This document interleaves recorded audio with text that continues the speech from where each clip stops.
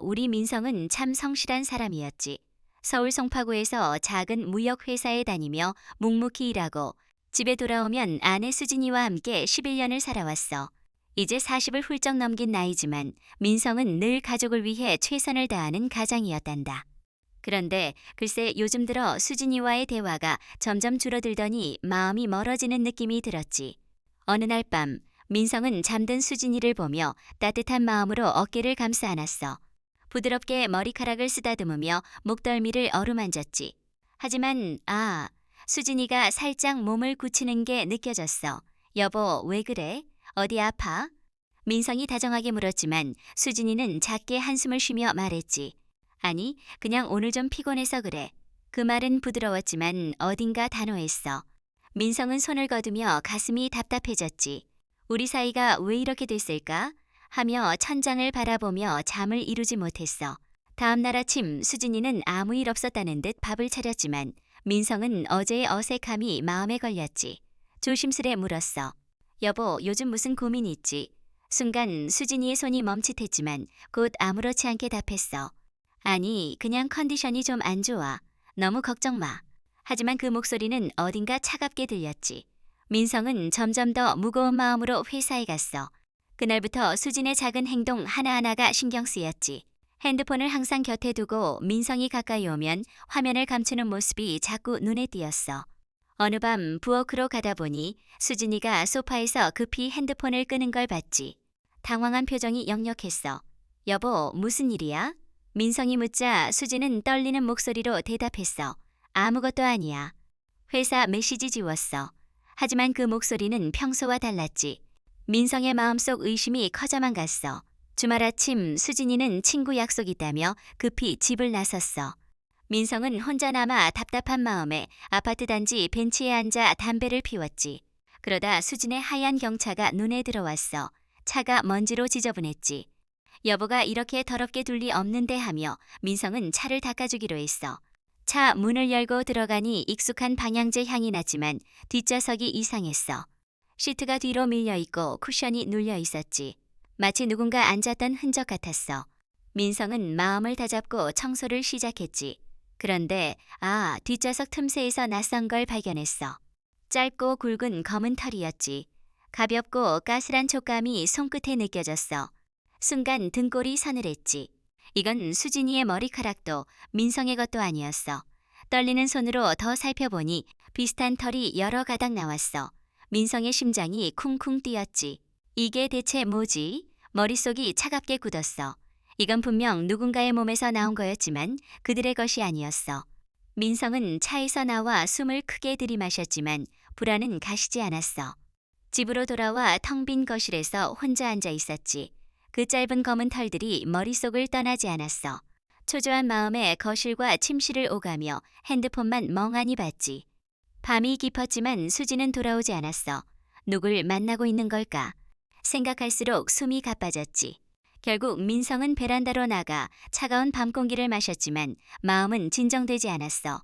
그때 현관문이 덜컥 열렸지. 수진이가 들어오며 밝게 웃었어.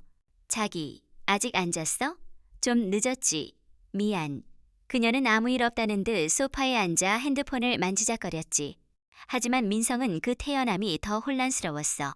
여보, 잠깐 얘기 좀 해. 민성의 목소리는 떨렸지만 단호했지. 수진의 눈빛에 긴장이 스쳤어. 민성은 차에서 발견한 털 이야기를 꺼냈어. 말을 이어갈수록 수진의 얼굴이 굳어졌고 시선은 바닥으로 향했지. 긴 침묵 후 수진이 어색한 미소로 말했어. 부산에서 온 친구 지은이 차를 빌려갔었어. 그 친구 거야. 하지만 그 말은 어색했고 민성은 더 불안해졌지. 그 친구, 나한테 말한 적 없잖아. 수진은 더 말하지 않았어. 민성은 망설이다 물었지. 여보, 핸드폰 좀 봐도 될까? 수진의 표정이 굳어졌지만 곧 무표정하게 핸드폰을 내밀었어. 민성이 화면을 보니 모든 대화가 지워져 있었지. 업무 메시지도 친구와의 대화도 없었어. 민성의 손이 떨렸고 가슴이 내려앉았어. 수지는 차갑게 민성을 보며 핸드폰을 돌려받고 방으로 들어가 문을 닫았지. 민성은 거실에 혼자 서서 멍하니 방문만 바라봤어. 결국 참지 못하고 문을 두드렸지. 수진이 문을 열었지만 그녀의 얼굴은 지쳐 보였어. 지금 그 친구한테 전화해 줄 수 있어? 민성이 묻자 수지는 말없이 전화를 걸었어. 친구 지은의 밝은 목소리가 들렸지.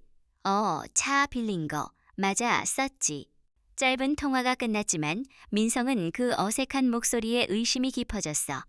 수지는 싸늘한 눈빛으로 말했지. 이제 됐어. 11년 같이 살면서 날 이렇게 의심해? 그녀의 목소리는 날카로웠고 눈가는 촉촉했어. 민성은 아무 말 못하고 입술만 깨물었지. 수지는 캐리어를 꺼내 옷을 쌌어. 내가 당신한테 그 정도밖에 안 되는 사람이야? 그녀는 분노와 상처를 쏟아내며 문을 쾅 닫고 나갔어. 민성은 텅 빈 집에서 며칠을 자책하며 보냈지. 수진에게 전화하고 문자를 보냈지만 그녀는 차갑게 답했어. 당신은 늘 날 의심했어. 지쳤어. 몇 주 뒤 민성은 수진을 만나 진심으로 사과했지만 그녀는 단호했어. 더 이상 못해. 우린 너무 멀리 왔어. 결국 두 사람은 이혼을 결정했지. 하지만 민성의 마음은 풀리지 않았어. 그 검은 털과 빈 대화창이 계속 떠올랐지. 결국 그는 지은을 찾아가기로 했어. 송파구에서 지은이 마사지 샵을 운영한다는 걸 알게 됐지. 가게에 들어가니 검은 머리를 묶은 여성이 서류를 정리하고 있었어. 명찰에 최지은이라 쓰여 있었지. 그녀는 부드럽게 웃으며 물었어. 예약하셨어요? 민성은 침착하게 마사지를 부탁했지. 지은의 손길이 어깨를 누를 때 민성은 긴장과 설렘을 느꼈어. 조심스레 물었지. 지은 씨, 아내 수진이 친구 아니에요? 지은은 잠시 멈칫하더니 미소로 답했어. 부산에서 서울로 올 때 친구 도움을 받았죠. 민성은 더 묻지 못했어. 진실이 두려웠고 지은과의 순간을 망치고 싶지 않았지. 민성은 자주 지은의 가게를 찾았어. 처음엔 진실을 찾으려 했지만 점점 그녀의 따뜻한 손길과 대화에 빠져들었지. 어느 날 민성은 용기를 내어 말했어. 지은 씨, 밖에서 만나 이야기할까요? 지은은 부드럽게 답했지. 좋아요. 주말, 두 사람은 인천 바닷가 횟집에서 만났어. 소주를 나누며 이야기가 깊어졌고 바닷가를 걸으며 손을 잡았지. 지은의 따뜻한 손이 민성의 마음을 채웠어. 숙소에서 두 사람은 서로를 끌어안으며 깊은 감정을 나눴지. 파도 소리처럼 그들의 마음도 하나가 됐어. 민성은 지은의 오피스텔에서 점점 더 많은 시간을 보냈어. 함께 밥을 먹고 일상을 나누며 행복했지만 가끔 수진에 대한 죄책감이 떠올랐지. 어느 날 와인을 마시며 민성은 털어놓았어. 지윤아, 나 아직 이혼이 안 끝났어. 그리고 수진이가 너를 도왔던 친구야. 놀랍게도 지윤은 담담히 말했지. 알고 있었어. 처음부터. 민성은 충격에 얼어붙었어. 지윤은 말을 이었지. 수진이는 오래전부터 다른 남자를 만났어. 결혼 전부터였고 아이까지 낳았어. 너를 속이며 이혼 구실을 찾았던 거야. 민성은 숨이 막혔지. 모든 의심이 사실이었어. 왜 말 안 했어? 민성이 묻자 지은은 미안한 얼굴로 답했어. 너한테 마음이 생겨 타이밍을 놓쳤어. 며칠 뒤 민성은 수진을 카페에서 만났어. 빗줄기가 창문을 타고 흐르고 수진은 수척한 얼굴로 말했지. 미안해. 그 남자와 다시 만나 멈출 수 없었어. 아이도 생겼어. 민성은 차갑게 물었지. 11년을 어떻게 속였어? 수진은 눈물을 흘리며 사과했지만 민성은 담담히 말했어. 이제야 깨달았어. 진짜 사랑을 만났어. 지윤이야. 수진은 충격받았지만 결국 사과하며 떠났어. 이혼이 마무리되고 민성은 지은과 새 아침을 맞았지. 햇살이 방을 채우고 지은의 차분한 숨소리가 들렸어. 지윤아, 너 덕분에 다시 사랑할 수 있었어. 지은은 미소로 답했지. 나도 그래. 맑은 하늘이 두 사람을 감싸며 새 시작을 축복했어.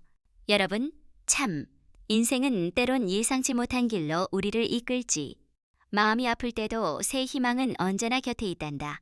따뜻한 마음으로 서로를 보듬으며 살아가길 바라네.